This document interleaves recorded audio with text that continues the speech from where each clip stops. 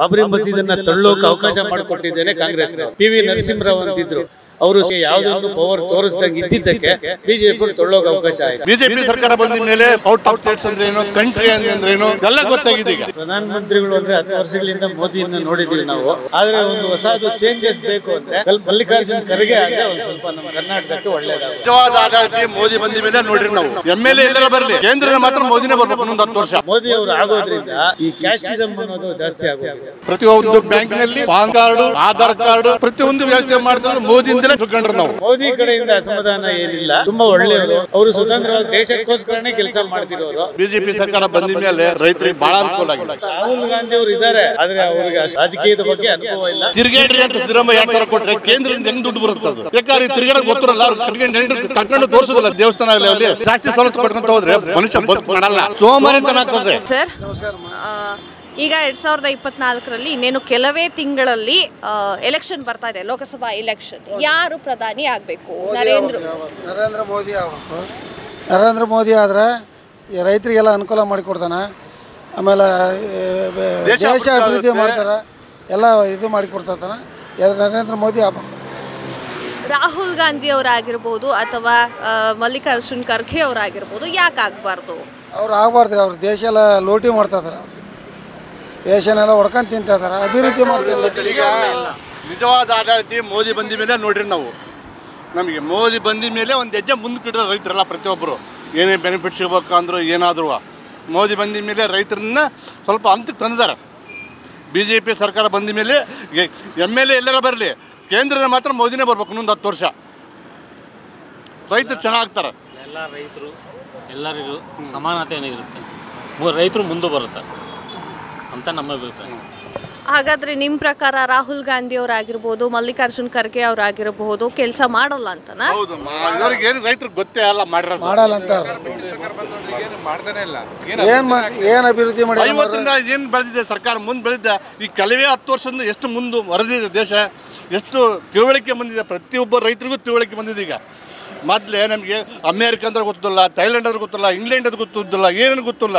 ಈಗ BJP ಸರ್ಕಾರ ಬಂದ ಮೇಲೆ ರೈತರೆಲ್ಲ ಬೆಳೆದ ಮೇಲೆ ಸ್ವಲ್ಪ ಔಟ್ ಆಫ್ ಸ್ಟೇಟ್ಸ್ ಅಂದ್ರೆ ಏನು, ಕಂಟ್ರಿ ಅಂದ್ರೇನು ಎಲ್ಲ ಗೊತ್ತಾಗಿದೆ. ಈಗ ಆಮೇಲೆ ಬ್ಯಾಂಕ್ ಪಾಸ್ಗೆ ಅವ್ರಿಗೆ ಇದ್ದಿಲ್ಲ. ಮೋದಿ ಪ್ರತಿಯೊಬ್ಬರಿಗೂ ಬ್ಯಾಂಕ್ ಪಾಸ್ ಅಂದ್ರೆ ಏನು, ದುಡ್ಡು ಎಲ್ಲಿಡ್ಬೇಕು, ದುಡ್ಡು ಹೆಂಗೆ ತಗೋಬೇಕು, ATM ಅಂದ್ರೇನು ಎಲ್ಲ ಪ್ರತಿಯೊಬ್ಬರು ರೈತರಿಗೆ ಗೊತ್ತಾಗುತ್ತೆ. ಈಗ ಜೋಮ್ನೆ ದುಡ್ಡು ಇಟ್ಕೊಂಬೇಡ್ರಿ, ನೀವೆಲ್ಲರೂ ಬ್ಯಾಂಕ್ ನಡ್ಕೊಳ್ರಿ, ಪಾಸ್ ತಗೊಳ್ರಿ, ನಿಮ್ಮ ಪಾನ್ ಕಾರ್ಡ್ ತಗೊಳ್ರಿ ಅಂತ ಯಾವತ್ತೂ ಬೇಡಿಕೆ ಇದೇ ವರ್ಷದ ಮೋದಿ ಬೇಡಿಕೆ ಮಾಡ್ತಾರದು. ಪ್ರತಿಯೊಂದು ಬ್ಯಾಂಕಿನಲ್ಲಿ ಪಾನ್ ಕಾರ್ಡು, ಆಧಾರ್ ಕಾರ್ಡು ಪ್ರತಿಯೊಂದು ವ್ಯವಸ್ಥೆ ಮಾಡ್ತಿರೋದು ಮೋದಿಯಿಂದಲೇ ತಿಳ್ಕೊಂಡ್ರು ನಾವು. ಗ್ರಾಹಕರಿಗೆ ಹಣವನ್ನು ಬ್ಯಾಂಕಲ್ಲಿ ಬ್ಯಾಂಕ್ ಮುಖಾಂತರ ನೇರವರೆಗೆ ರೈತರಿಗೆ ಕೊಡಿಸ್ತಿದ್ದಾರೆ, ಸಂದಾಯನ ಮಾಡ್ತಾಯಿದ್ದಾರೆ. ಮೊದಲೆಲ್ಲ ಹಂಗೈತಿಲ್ಲ, ಅಲ್ಲಿ ಲಂಚ ಗಂಚ ತಿಂದು ಎಲ್ಲ ಮಾಡಿ ರೈತರಿಗೆ ಹೊತ್ತಿಗೆ 0% ಆಗಿರೋದು. ಆ ಥರ ಆಗೈತಿ. ಮೋದಿನೇ ಬರೋಕ್ಕೆ, ನರೇಂದ್ರ ಮೋದಿ. Thank you. 3 ಲಕ್ಷ ನಮಗೆ ಸಾಲ ಮಾಡಿರು ಅಂದರೆ ಸಾಲ ಕೊಡ್ತಾರೆ, ಬಡ್ಡಿ ಇಲ್ಲ ನಮಗೆ. ಅದರಿಂದ ಮಾಡಿ ಮೇಲೆ BJP ಸರ್ಕಾರ ಬಂದ ಮೇಲೆ ರೈತರಿಗೆ ಭಾಳ ಅನುಕೂಲ ಆಗಿದೆ. ಯಾಕೆಂದರೆ ರೈತರಿಗೆ ಒಂದು ವರ್ಷ ಬೆಳೆ ಬರುತ್ತೆ, ಒಂದು ವರ್ಷ ಬೆಳೆ ಬರಲ್ಲ. ಒಂದು ವರ್ಷ ಬಂದರೆ ಎಲ್ಲರೂ ಸಂತೋಷ ಕಟ್ತಾರೆ, ಬರಲಿದ್ರೆ ಹಿಂಗೆ ರೈತರು ಅನಾಹುತಗಳು ಆಗುತ್ತಾವಲ್ಲ, ಅಲ್ಲಿ ಉರ್ಲಾಕ್ಯಣೋದು, ಇಲ್ಲಿ ಉರ್ಲಾಕ್ಯಣೋದು, ಇವೇ ರೈತರು ಪಡಬೇಕು ಆಗಿರೋದು. ಈ ಬರಗಾಲದ ಬಗ್ಗೆ ರಾಜ್ಯ ಸರ್ಕಾರದಲ್ಲಿ ಏನು ಹೇಳ್ತಿದ್ದಾರೆ ಅಂತಂದರೆ, ಸೆಂಟ್ರಲ್ಲಿಂದ ನಮ್ಗೆ ಬರ ಪರಿಹಾರ ಬಂದಿಲ್ಲ, ಅದಕ್ಕೋಸ್ಕರ ಬರದ ಉಸಾಪರಿಗೆ ನಾವು ಹೋಗಿಲ್ಲ ಅಂತ ಹೇಳ್ತಿದ್ದಾರೆ. ಅದ್ರ ಬಗ್ಗೆ ಏನು ಮಾತಾಡ್ತೀವಿ? ಬರಗಾಲ ಇದೆ, ಗೊತ್ತಿದೆ, ಎಲ್ಲರಿಗೂ ಗೊತ್ತಿದೆ. ಆದರೆ ಈಗ ಪ್ರತಿಯೊಬ್ಬರು ಮಹಿಳೆಯರಿಗೂ ಅವ್ರ ಮನೆಯಲ್ಲಿ ವ್ಯವಸ್ಥಿತ ಬದುಕು ಕಲಿಬೇಕು. ನೀವು ತಿರುಗಾಡ್ರಿ ಅಂತ ಸಿದ್ದರಾಮಯ್ಯ 2,000 ಕೊಟ್ಟರೆ ಕೇಂದ್ರದಿಂದ ಹೆಂಗೆ ದುಡ್ಡು ಬರುತ್ತೆ? ಅದು ತಿರುಗಾಡಲಿ ಅಂತ ಕೊಡ್ತಾರೆ. ಯಾಕಂದ್ರೆ ತಿರುಗಾಡೋದು ಗೊತ್ತಿರಲ್ಲ, ಅವ್ರು ಕಟ್ಕೊಂಡು ತೋರಿಸೋದಿಲ್ಲ. ದೇವಸ್ಥಾನ ಅಲ್ಲಿ ಸಿದ್ದರಾಮಯ್ಯ 2,000 ಫೀ ಬಿಟ್ಟು ಸುಮ್ಮನೆ ಹೋಗೋದು. ಅದು ಯಾಕೆ ಅವ್ರು ಯಾರು ಧರ್ಮಸ್ಥಳ ಯಾರು ಉಂಡಿಲ್ಲ. 2,000 ಕೊಟ್ಟರೆ ಅವ್ರ ಮಂತನ 2 ವರ್ಷದ 1 ತಿಂಗಳು ಪೂರ್ತಿ ಅವ್ರ ಮಂತನ ಹೋಗ್ತದೆ 2,000 ರೂಪಾಯಿ. ಅದು ಬಸ್ ಮಾಡ್ಕೊಂಡು ನೋಡಿ, ಸರ್ ಬಸ್ ಕೆಟ್ಟು ನಿಂತ್ಕೊಂಡು ಅವ್ರು ರಿಪೇರಿ ಮಾಡ್ತಾರೆ. ಯಾರು ಹೆಣ್ಮಕ್ಳು ಹತ್ತಿ ಅಂತಾರೆ, ಗಂಡು ಮಕ್ಳು ಸೀಟ ಸಿಗಲ್ಲ. ಒಂದು ಬಸ್ನೇ ಬರೋ 3 ಇರ್ತಾರೆ ಗಂಡು ಮಕ್ಕಳು, ಬರೀ ಹೆಣ್ಮಕ್ಳೇ ತುಂಬ್ಕೊಂಡಿರ್ತಾರೆ.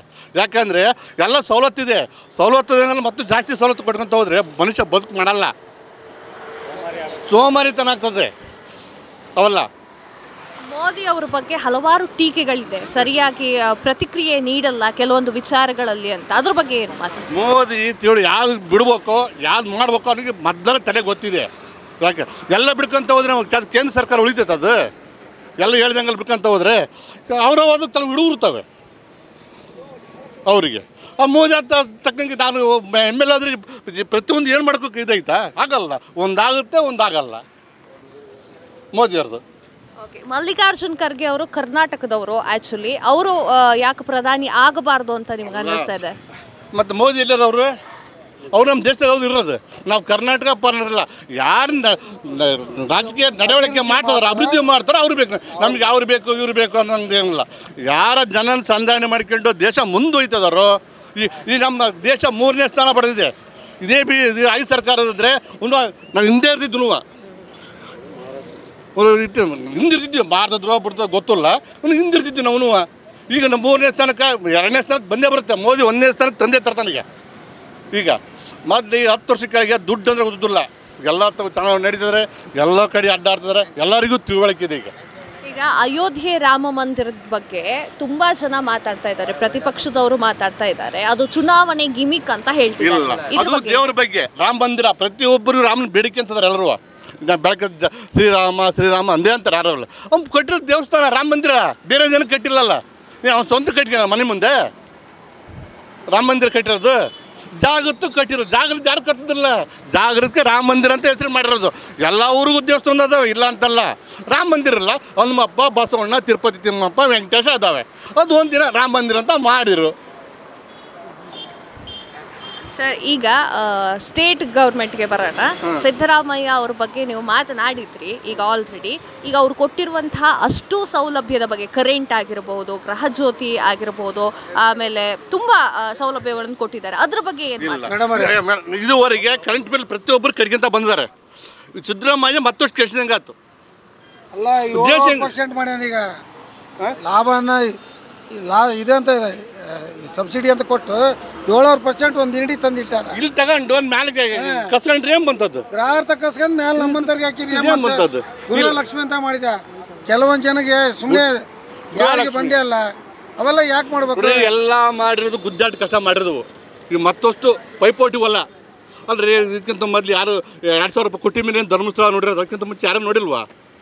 ಧರ್ಮಸ್ಥಳ, ತಿರುಪತಿ ತಿಮ್ಮಪ್ಪ, ವೆಂಕಟೇಶ ಯಾರು ನೋಡಿಲ್ಲ ಅವರು. ಸಿದ್ದರಾಮಯ್ಯ ಕೊಟ್ಟಿ ಮೇಲೆ ನೋಡ್ಬೇಕಾ?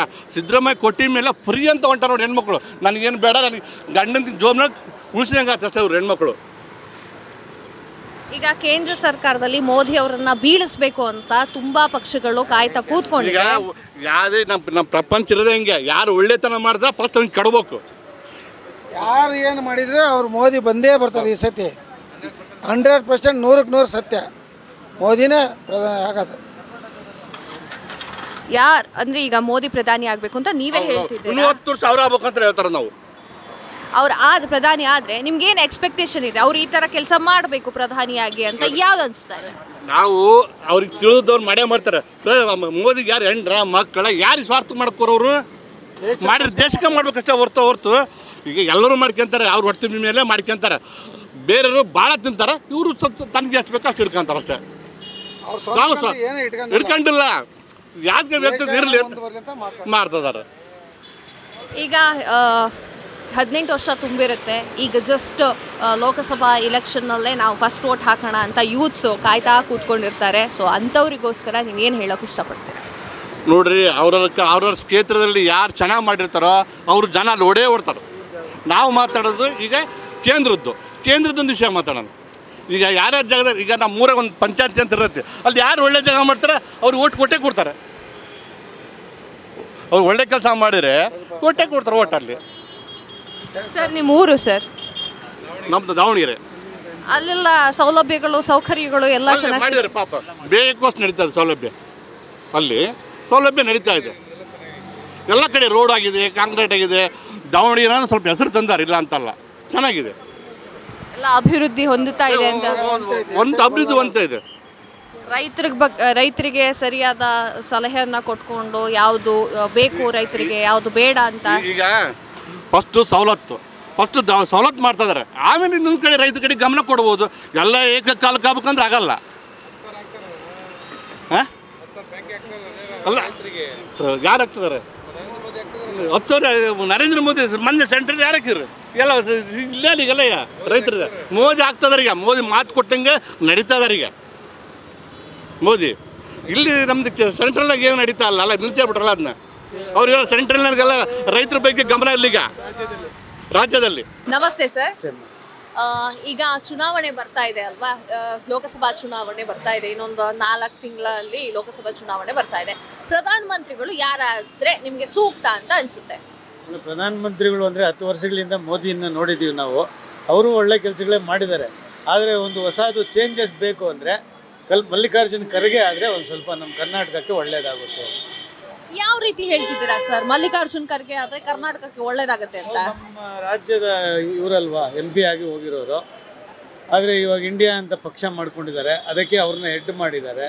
ಎಲ್ಲರೂ ಸೇರಿ ಭಾರತ ದೇಶದ ಎಲ್ಲ MP ಗಳು ಸೇರಿ ಅವ್ರನ್ನ ಪ್ರಧಾನಮಂತ್ರಿ ಮಾಡಿದ್ರೆ ಎಲ್ಲ ಒಂದು ಹಿತವಾಗಿರುತ್ತೆ. ಸೀನಿಯರ್ ಮೋಸ್ಟು ಅನುಭವ ಇದೆ, ಎಲ್ಲ ರೀತಿಯಲ್ಲೂ ಚೆನ್ನಾಗಿರುತ್ತೆ ಅಂತ ನನ್ನ ಅಭಿಪ್ರಾಯ. ಓಕೆ ಸರ್, ಮೋದಿ ಅವರು ಯಾಕೆ ಆಗಬಾರ್ದು? ಯಾವ್ದಾದ್ರು ಒಂದು ಉದಾಹರಣೆ ಕೊಟ್ಟು ಹೇಳೋದಾದ್ರೆ? ಆಗಬಾರ್ದು ಅಂತ ನಾನು ಹೇಳ್ತಾ ಇಲ್ಲ, ಆಗಲಿ, ಅದಕ್ಕೇನು ತೊಂದರೆ ಇಲ್ಲ. ಮೋದಿ ಅವರು ಆಗೋದ್ರಿಂದ ಈ ಕ್ಯಾಸ್ಟಿಸಮ್ ಅನ್ನೋದು ಜಾಸ್ತಿ ಆಗೋಗಿದೆ. ಹಿಂದೂ ಮುಸ್ಲಿಂ ಅನ್ನೋದು ಈ ಥರ ಭಾವನೆಗಳಿಂದ ತುಂಬ ತೊಂದರೆ ಆಗ್ತಾ ಇದೆ ಎಲ್ರಿಗೂ. ಅದೇ ಪಕ್ಷದಲ್ಲಿ ರಾಹುಲ್ ಗಾಂಧಿ ಅವರು ಕೂಡ ಇದ್ದಾರೆ, ಹೌದಾ? ರಾಹುಲ್ ಗಾಂಧಿ ಅವರು ಇದ್ದಾರೆ, ಆದರೆ ಅವ್ರಿಗೆ ಅಷ್ಟೊಂದು ಅನುಭವ ಇಲ್ಲ, ರಾಜಕೀಯದ ಬಗ್ಗೆ ಅನುಭವ ಇಲ್ಲ. ಅದಕ್ಕೋಸ್ಕರ ಇವರು ತುಂಬ ಅನುಭವಸ್ಥರು. ಈಗ ಮನಮೋಹನ್ ಸಿಂಗ್ ಇದ್ರಲ್ಲ, ಅದೇ ಥರ ಕಾಂಗ್ರೆಸ್ಸಲ್ಲಿ ಸೀನಿಯರ್ ಮೋಸ್ಟ್ ಅಂದರೆ ಇವರೇ. ಇನ್ನು ಬೇರೆ ಪಕ್ಷದವರೆಲ್ಲ ಸೇರ್ಕೊಂಡು ಕಾಂಗ್ರೆಸ್ನಲ್ಲಿ ವಿಲೀನ ಆಗಿದ್ದಾರೆ. ಆದರೂ ಕೂಡ ಖರ್ಗೆ ಅನ್ನೋರು ಆದರೆ ತುಂಬ ಒಳ್ಳೆಯದು. ಅಂದ್ರೆ ಈಗ ಕಾಂಗ್ರೆಸ್ ಅಂತ ಹೇಳಿದ ತಕ್ಷಣ ಏನ್ ಹೇಳ್ತಾರೆ ಅಂತಂದ್ರೆ ನೆಹರು, ಇಂದಿರಾ ಗಾಂಧಿ, ಸೋನಿಯಾ ಗಾಂಧಿ ಈ ತರ ತಗೊಂಡ್ಬಿಡ್ತಾರೆ. ಅವ್ರದ್ದೇ ತಲೆಮಾರುಗಳು ಪ್ರಧಾನ. ಕಾಂಗ್ರೆಸ್ ಪಕ್ಷ ಒಂದೇ ಅಲ್ಲ ಇರೋದೀಗ, ಎಲ್ಲ ರೀತಿಯಲ್ಲೂ ಮಮತಾ ಬ್ಯಾನರ್ಜಿ ಯಾರ್ಯಾರೋ ಇದ್ದಾರಲ್ಲ ದೇಶದಲ್ಲಿ, ಕೇಜ್ರಿವಾಲು, ಎಷ್ಟೆಷ್ಟೋ ಜನ ಇದ್ದಾರೆ. ಅವರೆಲ್ಲ ಸೇರಿ ಕಾಂಗ್ರೆಸ್ಗೆ ಸಪೋರ್ಟ್ ಮಾಡಿ ಕಾಂಗ್ರೆಸ್ಸನ್ನು ಒಂದು ಇಂಡಿಯಾ ಅನ್ನೋ ಒಂದು ಪಕ್ಷ ಮಾಡಿದ್ದಾರೆ. ಆದ್ದರಿಂದ ಎಲ್ಲ ಸೇರಿಕೊಂಡು ಖರ್ಗೆಯನ್ನು ಮಾಡಿದ್ರೆ ತುಂಬ ಒಳ್ಳೆಯದು ಅಂತ ನನ್ನ ಅಭಿಪ್ರಾಯ. ಈಗ ಮೋದಿ ಅವ್ರ ಸರ್ಕಾರ ಇದೆ, 2 ವರ್ಷದಿಂದ ಮೋದಿ ಅವರು ಎಲೆಕ್ಷನ್ ಅಲ್ಲಿ ಗೆದ್ದು ಬಂದಿದ್ದಾರೆ. ಸೊ ಅವ್ರ ಕಾರ್ಯವೈಖರಿಯಲ್ಲಿ ನಿಮ್ಗೆ ಏನಾದ್ರು ಅಸಮಾಧಾನ ಅಂತ ಅನ್ಸಿದ್ಯಾ? ಇಲ್ಲ, ಮೋದಿ ಕಡೆಯಿಂದ ಅಸಮಾಧಾನ ಏನಿಲ್ಲ. ಅವರು ತುಂಬ ವ್ಯಕ್ತಿತ್ವದಲ್ಲಿ ಒಳ್ಳೆಯವರು, ತುಂಬ ಒಳ್ಳೆಯವರು. ಇನ್ನೇನು ಅವರಿಗೆ ಫ್ಯಾಮ್ಲಿ ಹಿಂದೆ ಮುಂದೆ ಯಾವುದೋ ರೀತಿಯಲ್ಲೂ ಇದಿಲ್ಲ, ಬ್ಯಾಕ್ಗ್ರೌಂಡ್ ಇಲ್ಲ. ಅವರು ಸ್ವತಂತ್ರವಾಗಿ ದೇಶಕ್ಕೋಸ್ಕರನೇ ಕೆಲಸ ಮಾಡ್ತಿರೋರು. ಅವ್ರಿಗೂ ವಯಸ್ಸಾಗ್ತಾ ಬಂದಿದೆ, ಅದಕ್ಕೋಸ್ಕರ ಅವ್ರನ್ನ ಸ್ವಲ್ಪ ರೆಸ್ಟ್ ತಗೊಂಡ್ರೆ ಬೇರೆ ಇನ್ನೊಬ್ಬರು ಬಂದರೆ ನೆಕ್ಸ್ಟ್ ಟರ್ಮ್ ಬೇಕಾದರೆ BJPನವ್ರು ಬರಲಿ, ಅದಕ್ಕೇನು ತೊಂದರೆ ಇಲ್ಲ. ಮಲ್ಲಿಕಾರ್ಜುನ್ ಖರ್ಗೆ ಅವ್ರ ಬಗ್ಗೆ ನೀವು ಮಾತನಾಡಿದ್ರಿ. ಮಲ್ಲಿಕಾರ್ಜುನ್ ಖರ್ಗೆಗೆ ಪಕ್ಷದಲ್ಲಿ, ಯಾವುದು ಕಾಂಗ್ರೆಸ್ ಪಕ್ಷದಲ್ಲಿ ಸರಿಯಾದ ಬೆಂಬಲ ಸಿಗ್ತಾ ಇಲ್ಲ ಅನ್ನುವಂತಹ ಮಾತುಗಳು ಕೇಳಿ ಬರ್ತಾ ಇದೆ. ಅದು ಮೊದಲಿಂದ ಇದೆ. ಕಾಂಗ್ರೆಸ್ ಪಕ್ಷದಲ್ಲಿ ಕ್ಯಾಸ್ಟಿಸಮ್ ಅನ್ನೋದ್ರ ಬಗ್ಗೆ ಅವರು ದಲಿತರು ಅಂತ ಅವ್ರನ್ನ ಹಿಂದಕ್ಕೆ ಹಾಕೊಂಡ್ಬರ್ತಾ ಇದ್ದಾರೆ. ಅದಕ್ಕೋಸ್ಕರ ಅವ್ರನ್ನ ಮುಂದೆ ಒಂದು ಸ್ವಲ್ಪ ಮುಂಚೂಣಿಯಲ್ಲಿ ಲಾಸ್ಟ್ ಸ್ಟೇಜ್ ಅವ್ರದ್ದು. ಅದಕ್ಕೋಸ್ಕರ ಅವ್ರು ಫೈನಲಿ ಒಂದು ಅಭಿಪ್ರಾಯಕ್ಕೆ ಪ್ರಧಾನಮಂತ್ರಿ ಆಗಿಬಿಟ್ರೆ ಅವ್ರು ಮಾಡಿದ್ದಕ್ಕೆ ಅವ್ರ ರಾಜಕೀಯ ಜೀವನಕ್ಕೆ ಒಂದು ಸ್ವಲ್ಪ ಅನುಕೂಲ ಆಗುತ್ತೆ ಅಂತ ನನ್ನ ಅಭಿಪ್ರಾಯ. ಇದು ಜನಗಳ ಅಭಿಪ್ರಾಯ ಏನಿದೆಯೋ ನನ್ನ ಅಭಿಪ್ರಾಯ ನಾನು ಹೇಳ್ತಾ ಇದ್ದೀನಿ. ಹಾಗಾದ್ರೆ ಎಕ್ಸ್ಪೆಕ್ಟೇಷನ್ ಏನಿದೆ ಸರ್ ನಿಮಗೆ ಮಲ್ಲಿಕಾರ್ಜುನ್ ಖರ್ಗೆ ಅವರ ಬಗ್ಗೆ? ಎಲ್ಲ ಪಕ್ಷದವರು ಸೇರಿ ಅವ್ರನ್ನ ಏನು ತೊಂದರೆ ಕೊಡ್ದಂಗೆ ಅವ್ರನ್ನೇ ಒಂದು ಬೆಂಬಲ ಕೊಟ್ಟು ಮಾಡಿದ್ರೆ ನನ್ನ ಅಭಿಪ್ರಾಯ ಓಕೆ ಆಗುತ್ತೆ. ಇಲ್ಲ ಅವರು ಎಲ್ಲರೂ ಪಕ್ಷಗಳವರು ಸೇರಿ ಅವರು ಬೇಡ, ಅವರು ದಲಿತರು ಹಾಗೆ ಹೀಗೆ ಅನ್ನೋ ಅಭಿಪ್ರಾಯಗಳು ಬಂದಾಗ ಏನು ಮಾಡೋಕ್ಕಾಗೋದಿಲ್ಲ. ಓಕೆ ಸರ್, ಈಗ ಅಯೋಧ್ಯೆ ರಾಮ ಮಂದಿರವನ್ನ ನಿರ್ಮಾಣ ಆಗಿದೆ. ಅದನ್ನ ಲೋಕಾರ್ಪಣೆ ಕಾರ್ಯಕ್ರಮ ಕೂಡ ಇನ್ನೇನು ಜನವರಿ 22ನೇ ತಾರೀಕು ಬಂತು. ಈಗ ಮೋದಿ ಅವರ ಬಗ್ಗೆ ಏನ್ ಹೇಳ್ತಿದ್ದಾರೆ ಅಂತಂದ್ರೆ, ಅವರು ರಾಜಕಾರಣ ಮಾಡ್ತಿದ್ದಾರೆ, ರಾಮ ಮಂದಿರದಲ್ಲೂ ಕೂಡ ರಾಜಕಾರಣ ನಡೀತಾ ಇದೆ ಅಂತ ಹೇಳ್ತಿದ್ದಾರೆ. ಲೋಕಸಭಾ ಇಲೆಕ್ಷನ್ ಬರೋ ಕಾರಣಕ್ಕಾಗಿ ಮೋದಿ ಅವರು ಉದ್ಘಾಟನಾ ಸಮಾರಂಭವನ್ನ ಮಾಡ್ತಿದ್ದಾರೆ ಅಂತ ಹೇಳ್ತಾರೆ. 100% ಸತ್ಯ ಮೇಡಮ್, ಅದು 100% ಸತ್ಯ. ಇಷ್ಟು ವರ್ಷಗಳಿಂದ LK ಆದ್ವಾನಿ, ಅಟಲ್ ಬಿಹಾರಿ ವಾಜಪೇಯಿ ಇವ್ರ ಕಾಲದಲ್ಲೆಲ್ಲ ಒಂದೊಂದು ಇಟ್ಟಿಗೆಯನ್ನು ತಗೊಂಡೋದವರು. ನನಗೆ ಈಗ ಆಲ್ರೆಡಿ 65 ವರ್ಷ ಆಗಿದೆ. ನನ್ನ ಅನುಭವ ನೋಡ್ಕೊಂಡು ಬಂದಿದ್ದೀನಿ. ಆ್ಯಕ್ಚುಲಿ ಬಾಬರಿ ಮಸೀದನ್ನು ತಳ್ಳೋಕೆ ಅವಕಾಶ ಮಾಡಿಕೊಟ್ಟಿದ್ದೇನೆ ಕಾಂಗ್ರೆಸ್ನವರು. ಯಾರು ಹೇಳಿ? PV ನರಸಿಂಹರಾವ್ ಅಂತಿದ್ದರು. ಅವರು ಸೈಲೆಂಟ್ ಆಗಿದ್ದಕ್ಕೆ, ಯಾವುದನ್ನು ಪವರ್ ತೋರಿಸ್ದಂಗೆ ಇದ್ದಿದ್ದಕ್ಕೆ BJP ತಳ್ಳೋಕೆ ಅವಕಾಶ ಆಯಿತು. ಅವರು ಒಂದು ಸ್ವಲ್ಪ ಸ್ಟ್ರಿಕ್ಟ್ ಆಗಿದ್ದಿದ್ರೆ ಇಷ್ಟು ವರ್ಷಗಳಿಂದ ಇದ್ದಿದ್ದೆ ಹಂಗೆ ಬರೋದು. ಅವ್ರು ಅವಕಾಶ ಮಾಡಿಕೊಟ್ಟಿದ್ದೆ ಕಾಂಗ್ರೆಸ್ನವರು ಬಾಬರಿ ಮಸೀದಿ ತಳ್ಳೋಕೆ. ಇವತ್ತು ಎಲ್ಲರೂ ಸೇರಿದ್ದಾರೆ. ಭಾರತ ಸರ್ಕಾರದಿಂದ ಏನು ಫಂಡ್ ಬಿದ್ದಿಲ್ಲ ರಾಮ ಮಂದಿರಕ್ಕೆ. ಎಲ್ಲ ಸಂಘಗಳು ಸಂಸ್ಥೆಗಳು ಸೇರಿ ದುಡ್ಡು ಮಾಡಿ, ಆ ದುಡ್ಡು ಒಂಥರ ಇದು ಮಾಡಿ ರಾಮ ಮಂದಿರ ಕಟ್ಟಿದ್ದಾರೆ. ಅದರಿಂದ ನಮಗೇನು ತೊಂದರೆ ಇಲ್ಲ. ನಮ್ಮ ದೇಶದ ದೇವರು ರಾಮರು ಕಟ್ಟಿದ್ದಕ್ಕೆ ಯಾವ ತೊಂದರೆನೂ ಇಲ್ಲ. ಆದರೆ ಎಲೆಕ್ಷನ್ ಟೈಮಲ್ಲೇ ಓಪನ್ ಮಾಡಬೇಕು ಅನ್ನೋದು ಯಾಕೆ ಇಷ್ಟು ವರ್ಷಗಳು ಮಾಡೋಕ್ಕಾಗ್ತಾ ಇರಲಿಲ್ವಾ? ಇನ್ನು ಎಲೆಕ್ಷನ್ ಆಗೋದ್ಮೇಲೆ ಮಾಡೋಕ್ಕಾಗಲ್ವಾ? ಅದು ಒಂದು ಗಿಮಿಕ್ಕು ಅನ್ನೋದು ಎಲ್ಲ ಚಿಕ್ಕ ಮಕ್ಳಿಗೂ ಗೊತ್ತು ಮೇಡಮ್. ಅದು ನಾನೇನು BJP ಕಾಂಗ್ರೆಸ್ಸು ಇನ್ನೊಂದು ಅಂತ ಹೇಳ್ತಾ ಇಲ್ಲ, ಅವರೊಂದು ರಾಜಕೀಯ ಹಂಗಿದೆ. ಸರಿ ಸರ್, ಈಗ ಸ್ಟೇಟ್ ಬಗ್ಗೆ ಮಾತನಾಡೋದಾದ್ರೆ ಸಿದ್ದರಾಮಯ್ಯ ಅವರು ಕೊಟ್ಟಿರುವಂತ ಅಷ್ಟು ಭಾಗ್ಯಗಳ ಬಗ್ಗೆ ನಿಮ್ಮ ಅನಿಸಿಕೆ? ತುಂಬ ಕೆಟ್ಟದ್ದಾಗಿದೆ ಮೇಡಮ್. ಅದು ಅಷ್ಟು ಭಾಗ್ಯಗಳು ಕೊಟ್ಟರೂ ಕೂಡ ಪ್ರಯೋಜನ ಏನಿದೆ? ಯಾವುದೋ ಒಂದು ಕಡೆಯಿಂದ ಜನಗಳ ಮೇಲೆ ಒತ್ತಡ ತಂದು ಟ್ಯಾಕ್ಸ್ಗಳು ಅದು ಇದು ಬೇರೆ ಯಾವುದಾದನ್ನು ಜಾಸ್ತಿ ಮಾಡಿಬಿಟ್ಟು ಆ ಹಣನ ಕೊಡಬೇಕಾದಂಥ ಅವಶ್ಯಕತೆ ಇರಲಿಲ್ಲ. ಒಳ್ಳೆ ಆಡಳಿತಗಾರ ಸಿದ್ದರಾಮಯ್ಯ ಕೂಡ ಒಳ್ಳೆ ವ್ಯಕ್ತಿನೇ. ಅಧಿಕಾರಕ್ಕೋಸ್ಕರ ಈ ಥರ ಜನಗಳನ್ನ ಗುಗ್ಗುಗಳು ಮಾಡೋದು ತಪ್ಪು, 100% ತಪ್ಪು.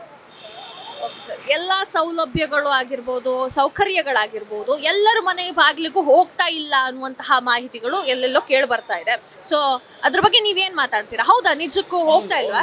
ಯಾರಿಗೂ ಸೇರ್ತಾ ಇಲ್ಲ, ಎಲ್ಲೋ ಕೆಲವ್ರಿಗೆ ಮಾತ್ರ ಅದನ್ನು ಇದು ಮಾಡ್ತಾ ಇದ್ದಾರೆ ವಿನಃ ಅವ್ರಿಗೆ ಮುಂಗೋಪ ಜಾಸ್ತಿ. ಏನನ್ನ ಕೇಳೋಕೆ ಹೋದರೆ ಎಲ್ಲರ ಮೇಲೂ ರೇಗಾಡ್ತಾರೆ. ಅಂದರೆ ಒಳ್ಳೆ ಪೊಲಿಟಿಷಿಯನ್ನು ಇವೆಲ್ಲ ಮಾಡಿರೋದು ತಪ್ಪು. ಆದರೆ ಜನಸಾಮಾನ್ಯರಿಗೆ ಸೇರ್ತಾ ಇಲ್ಲ, ಅದೆಲ್ಲೋ ಹೋಗಿ ಎಲ್ಲೋ ಬರ್ತಾ ಇದ್ದಾವೆ ಅಷ್ಟೇ. ಈಗ ನೀವು ಖರ್ಗೆ ಅವರು ಅಕಸ್ಮಾತ್, ಅಥವಾ ನೀವೇ ಹೇಳಿದ್ದು ಖರ್ಗೆ ಅವರು ಪ್ರಧಾನಿ ಆಗ್ಬೇಕು ಅಂತ ಹೇಳಿ, ಖರ್ಗೆ ಅವರು ಪ್ರಧಾನಿ ಮಂತ್ರಿಗಳಾದರೆ ನಿಮ್ಮ ಎಕ್ಸ್ಪೆಕ್ಟೇಷನ್ ಏನು? ಅವರು ಯುವಕರಿಗಾಗಿರ್ಬೋದು, ಕೃಷಿಕರಿಗಾಗಿರ್ಬೋದು, ಅಥವಾ ಸೈನಿಕರಿಗಾಗಿರ್ಬೋದು, ಯಾವ ರೀತಿಯ ಸಹಾಯವನ್ನ ಖರ್ಗೆ ಅವರು ಮಾಡಬೇಕು ಅಂತ ನಿಮ್ಗೆ ಅನಿಸ್ತಾ ಇದೆ? ದೇಶದ ಸಮಗ್ರವಾಗಿ ಭಾರತ ದೇಶಕ್ಕೆ ಎಲ್ಲ ರೀತಿಯಲ್ಲೂ ಬಡತನದಿಂದ ಶ್ರೀಮಂತರವರೆಗೂ ಕಾರ್ಮಿಕರಿಂದ ಹಿಡಿದು ಸರ್ಕಾರಿ ಕೆಲಸದವರಿಂದ ಎಲ್ರಿಗೂ ಒಂದೇ ಥರ ನೋಡಬೇಕು ಅವ್ರು ಬಂದರೆ ಅನ್ನೋದು ಒಂದು ನನ್ನ ಅನಿಸಿಕೆ. ನೋಡ್ತಾರೆ ಅನ್ನೋದು ಅಭಿಪ್ರಾಯ ನನಗಿದೆ. ಯಾಕಂದರೆ ಅವರು ತುಂಬ ರಾಜಕೀಯದಲ್ಲಿ ಅನುಭವಸ್ಥರಾಗಿದ್ದಾರೆ, ತುಂಬ ಒಳ್ಳೆಯ ವ್ಯಕ್ತಿ. ಸೊ ಅದು ಕ್ಯಾಸ್ಟಲ್ಲಿ ಸ್ವಲ್ಪ ಫೀಲಿಂಗ್ ಇದೆ ಜನಗಳಿಗೆ, ಅದೊಂದು ಇಲ್ದಿದ್ರೆ ತುಂಬ ವ್ಯಕ್ತಿತ್ವ, ಒಳ್ಳೆ ವ್ಯಕ್ತಿ, ಖರ್ಗೆ ಒಳ್ಳೆ ವ್ಯಕ್ತಿ. ಸರ್, ನಿಮ್ಗೆ 65 ವರ್ಷ ಆಯ್ತು ಅಂತ ನೀವೇ ಹೇಳಿದ್ರಿ. ಡಿಜಿಟಲ್ ಇಂಡಿಯಾ ಅಂತ ಹೇಳಿ ಮೋದಿಜಿ ಅವರು ಮಾಡಿದ್ರು. ಟ್ರಾನ್ಸಾಕ್ಷನ್ ಆಗಿರ್ಬೋದು ಎಲ್ಲ ಡಿಜಿಟಲ್ ಆಗಿರಬೇಕು ಅಂತ. ನಿಮ್ಗೆ ಕಷ್ಟ ಆಗ್ತಿದೆಯಾ? ಏನು ಕಷ್ಟ ಏನಿಲ್ಲ ಮೇಡಮ್. ಇವಾಗ ಮೋದಿ ಅವರು ತಂದಿರೋ ಡಿಜಿಟಲ್ ಎಲ್ಲನೂ ಮನಮೋಹನ್ ಸಿಂಗ್ ಅವರು ತಂದಿದ್ದೆ. ಈಗ ಆಧಾರ್ ಕಾರ್ಡು ಪ್ರತಿಯೊಂದನ್ನು ಅವರು ಲೋಕಸಭೆಯಲ್ಲಿ ಅವರೇ ಎಲ್ಲ ಅಮೆಂಡ್ಮೆಂಟ್ ಪಾಸ್ ಮಾಡಿದ್ದು. ಆದರೆ ಇವರು ಅವಾಗ ವಿರೋಧ ಪಕ್ಷದಲ್ಲಿ ಮೋದಿ ಅವರಾಗಲಿ LK ಅದ್ವಾನಿ ಆಗಲಿ ಎಲ್ಲರೂ ಅದನ್ನು ಅಪೋಸ್ ಮಾಡಿದ್ರು. ಬೇಡ ಬೇಡ ಬೇಡ ಅಂತ, ಆಧಾರ್ ಕಾರ್ಡ್ ಬೇಡವೇ ಬೇಡ ಅಂದರು. ಹಾಗಾಗಿ ಅವ್ರು ಅವ್ರ ಅಧಿಕಾರಕ್ಕೆ ಬಂದ ಮೇಲೆ ಅದನ್ನು ಕಡ್ಡಾಯ ಮಾಡಿದ್ರು. ಈಗ ಏನೇನು ಬಂದಿದೆಯೋ ಎಲ್ಲ ಅವಾಗ ಇವರು ಮನಮೋಹನ್ ಸಿಂಗ್ ಮಾಡಿದ್ದೇನೆ ಇವರು ಮಾಡಿರೋದು. ಈಗೇನು ಹೊಸದಾಗಿ ಇವ್ರೇನು ಮಾಡಿಲ್ಲ. ಹಾಗೆ ಇತ್ತು ಡಿಜಿಟಲ್, ಅವರಿದ್ದಾಗೆ ಮನಮೋಹನ್ ಸಿಂಗ್ ಇದ್ದಾಗೆ ಇತ್ತು. ಮೋದಿ ಬಂದ ಮೇಲೆ ದೇಶ ಏನಿದಾಯಿತು ಅಂತ ಏನಿಲ್ವಲ್ಲ. ಈಗ ಎಷ್ಟೋ ಜನ ಇವಾಗ 800 ರೂಪಾಯಿ 900 ರೂಪಾಯಿ 1000 ರೂಪಾಯಿ ಪೆನ್ಷನ್ ತಗೊತಾ ಇದ್ದಾರೆ ಕೆಲವರು. ಪಾಪ ಕಾರ್ಮಿಕರು KSRTCಯಲ್ಲಿ BMTCಯಲ್ಲಿ ಬೇರೆ ಬೇರೆ ಕೆಲಸ ಮಾಡಿ ಬೇರೆ ಬೇರೆ ಕಂಪ್ನಿಗಳಲ್ಲಿ ಕೆಲಸ ಮಾಡಿರೋರಿಗೆ ಅವ್ರ PF ದುಡ್ಡು ಅವ್ರ ಕಡೆನೇ ಇಟ್ಕೊಂಡು ಅದಕ್ಕೆ ಬಡ್ಡಿ ದರ 800 ರೂಪಾಯಿ 750 ರೂಪಾಯಿ ಈ ಥರ ಪೆನ್ಷನ್ ಕೊಡ್ತಾಯಿದ್ದಾರೆ. ಅವ್ರ ಸಂಸಾರ ಹೆಂಗೆ ನಡೆಯುತ್ತೆ ಹೇಳಿ ಮೇಡಮ್? ಅದನ್ನು ಇವರು 10 ವರ್ಷಗಳಿಂದ ಯಾಕೆ ಅದೇ ಮಿನಿಮಮ್ ಒಂದು 5000 ಯಾಕೆ ಮಾಡಿ ಸುಪ್ರೀಂ ಕೋರ್ಟಲ್ಲಿ ಕೇಸ್ ನಡೀತಾ ಇದೆ. ಅದರ ಬಗ್ಗೆ ಎಲ್ಲರೂ ಕಾರ್ಮಿಕರು ಒಕ್ಕೂಟದಿಂದ ಎಲ್ಲ ಸಂಸ್ಥೆಗಳವರು ಸುಪ್ರೀಂ ಕೋರ್ಟಲ್ಲಿ ಕೇಸ್ ನಡೀತಾ ಇದೆ. ಸುಪ್ರೀಂ ಕೋರ್ಟ್ ಆರ್ಡ್ರೂ ಮಾಡಿದೆ, ಮಿನಿಮಮ್ 6500 ರೂಪಾಯಿ ಕೊಡಿ ಅಂತ ಸುಪ್ರೀಂ ಕೋರ್ಟ್ ಆರ್ಡ್ರ್ ಪಾಸ್ ಆಗಿದೆ. ಅದಿದೆ ಎಲ್ಲ ರೀತಿಯಲ್ಲೂ. ಯಾಕೆ ಮೋದಿ ಅದನ್ನು ಮಾಡ್ತಾ ಇಲ್ಲ? 10 ವರ್ಷಗಳಿಂದ ಅದು ಕೇಸು ಸುಪ್ರೀಂ ಕೋರ್ಟ್ ಆರ್ಡ್ರ್ ಮಾಡಿ ಆಲ್ರೆಡಿ 2 ವರ್ಷ ಆಯಿತು. ಈಗೂ ಅದನ್ನು ಇವರು ಅಮೆಂಡ್ಮೆಂಟ್ ಪಾಸ್ ಮಾಡಿಲ್ಲ ಅಂದರೆ, ಜೀವೋ ತಂದಿಲ್ಲ ಅಂದರೆ ಯಾವ ಥರ ಹೇಳಿ? ಅಂಥದ್ದು ಮಾಡಬೇಕು ಮೇಡಮ್. ಬಡವರು ಇವಾಗ 5000ಕ್ಕೆ ಏನು ಬರುತ್ತೆ ಬೆಂಗಳೂರಲ್ಲಿ ಹೇಳಿ? ಅಂಥದ್ರಲ್ಲಿ 800 700 ಸಂಬಳ ತೊಗೊಂಡು ಪಾಪ ಮನೆ ಮಠ ಇದು ತಗೊಂಡು ಇಲ್ಲದೆ ಬಾಡಿಗೆಗಳು ಕಟ್ಕೊಂಡು ಕೂಲಿ ನಾಲಿ ಮಾಡ್ಕೊಂಡು ಬದುಕ್ತಾ ಇದ್ದಾರೆ. ಅದೆಲ್ಲ ಅವ್ರು ಕಾಣಿಸೋದಿಲ್ಲ. ಎಲ್ಲೋ ಜಿಯೋ ಇವರಂತೆ ರಿಲಯನ್ಸ್ನವರಂತೆ ದೊಡ್ಡವ್ರಿಗೆ ಇದು ಮಾಡ್ತಾ ಇದ್ದಾರೆ. ಯೂತ್ಸ್ ಬಗ್ಗೆ, ಈಗಿನ ಕಾಲದ ಯೂತ್ಸ್ಗಳ ಬಗ್ಗೆ ಚಿಂತನೆ ಮಾಡಬೇಕು ಸರ್ಕಾರ ಅಂತ ನಿಮ್ಗನ್ಸುತ್ತಾ? ಪಕ್ಕ ಮೇಡಮ್, ಪಕ್ಕ. ಈ ಬಸ್ ಚಾರ್ಜ್ಗಳು ಫ್ರೀ ಮಾಡೋದು, ಈ ಗೃಹಲಕ್ಷ್ಮಿ ಯೋಜನೆ ಕೊಡೋ ಬದಲು ಈ ಯೂತ್ಸ್ ಇದ್ದಾರಲ್ಲ ಅವ್ರಿಗೆ ಫಸ್ಟ್ ಮಾಡ್ಬೋದಿತ್ತಲ್ಲ. ಈಗ 3000ನೋ 2000ನೋ ಡಿಪ್ಲೊಮಾ ಹೋಲ್ಡರ್ಸ್ಗೆ 1500 ಕೊಡ್ತೀವಿ ಅಂದಿದ್ದಾರೆ, ಇನ್ನೊಬ್ರಿಗೆ 3000 ಕೊಡ್ತೀವಿ ಅಂದಿದ್ದಾರೆ. ಇದನ್ನೆಲ್ಲ ಫಸ್ಟ್ ಯಾಕೆ ಮಾಡಬಾರ್ದಾಗಿತ್ತು? ಇವ್ರದ್ದು ಎಲೆಕ್ಷನ್ ಗಿಮಿಕ್ಕೇನೆ. ಕೇಂದ್ರ ಸರ್ಕಾರದವರು ಅಷ್ಟೇ ಫಸ್ಟು ಯುವಕರಿಗೆ ಪ್ರಾಧಾನ್ಯತೆ ಕೊಡಬೇಕು. ಅವರೇ ಮುಂದಿನ ಪೀಳಿಗೆಗೆ ನಮ್ಮ ಭಾರತ ದೇಶಕ್ಕೆ ಅಡಿಪಾಯ ಇರೋದೇ ಚಿಕ್ಕವರು. ನಮ್ಮಂಥವ್ರ ಕತೆ ಮುಗೀತು. ನಮಗೇನು ಮಾಡೋದೇನು ಬೇಡ. ಅವರು ಇನ್ನೇನು ಅವ್ರು ಮಾಡಿ ಏನು ಪ್ರಯೋಜನ? ಸಣ್ಣ ಪುಟ್ಟ ಈ ವಯಸ್ಸು 18ರಿಂದ ಮೇಲ್ಪಟ್ಟವ್ರಿಗೆ ಪ್ರತಿಯೊಂದನ್ನು ಮಾಡ್ತಾ ಬಂದರೆ ಅದು ಸರ್ಕಾರಕ್ಕೂ ಒಂದು ಗ್ರಿಪ್ಪುತ್ತೆ, ದೇಶಕ್ಕೂ ಒಂದು ಭದ್ರತೆ ಇರುತ್ತೆ. ಸರ್, ಈಗ ಎಲೆಕ್ಷನ್ ಅಲ್ಲಿ 18 ವರ್ಷ ಮೇಲ್ಪಟ್ಟವರು ಇನ್ನೇನು ಲೋಕಸಭಾ ಎಲೆಕ್ಷನ್ ಅಲ್ಲೇ ನಾವು ವೋಟ್ ಹಾಕೋದು ಅಂತ ಆ ಸ್ಟೇಜಲ್ಲಿ ಇರ್ತಾರಲ್ವಾ, ಅವರಿಗೆ ಯಾವ ತರ ಬುದ್ಧಿ ಮಾತನ್ನ ಹೇಳೋಕೆ ನೀವು ಇಷ್ಟಪಡ್ತೀರಾ?